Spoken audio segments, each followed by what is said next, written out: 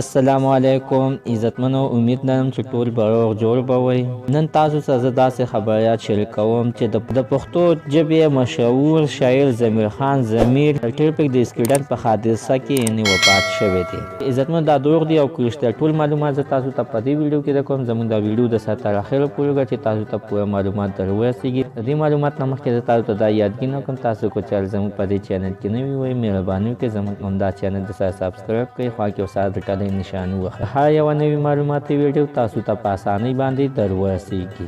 عزتمنو، په یو پوسټ کې دغه شانتې تصویر شیر شوی دی او خو شکل یې مکمل نه دی ښودلی او د پاسې پې لیکلي چې الله پاک دې دا وبخښي چې ضمیر خان د پښتو ژبې ادبي شاعر چې دا د اسکیډنټ په حادثه کې وفات شوی دی او په دغه میسج کې همدا هم ویلي دی چې الله تعالی دې د ده کورنۍ ته د زړه صبر ورکړي. عزتمنو، د ضمیر خان د مرګ خبر خلکو ډېره سخت خور کړی دی. کله چې موږ پوره معلومات وکړو او غوښتلم چې په حقیقت باندې ځان پوه کړو، بیا په یوه ویډیو کې ضمیر خان په خپله ویلو چې مرګ حق دی، د مرګ نه خلاصۍ نشته دی. خو دا ما پسې خلکو هسې یوه پروپیګنډه کړې ده او خلکو یې پسې دروغ ویلي دي چې ضمیر خان ضمیر په حق رسېدلی دی او د یو اسکیډنټ په حادثه کې دی. او ضمیر خان ویل چې زه خپله روغ جوړ یم او په دغه خبره کې په باره کې راته خلک رنګونه کوي چې ضمیر خان ته یې رښتیا په حق باندې رسېدلی. خو ضمیر خان ورته په ګپ شپ کې ویلي دی چې ضمیر خان یعنې مړي چا سره خبرې کوي، زه تا سره خبرې کوم. خو نه، په ضمیر خان باندې عزتمن اسم نه ده شوی، دا یوه پروپیګنډه ده. هغه خپلو مینهوالو ته ډاډ ورکړی دی چې کوم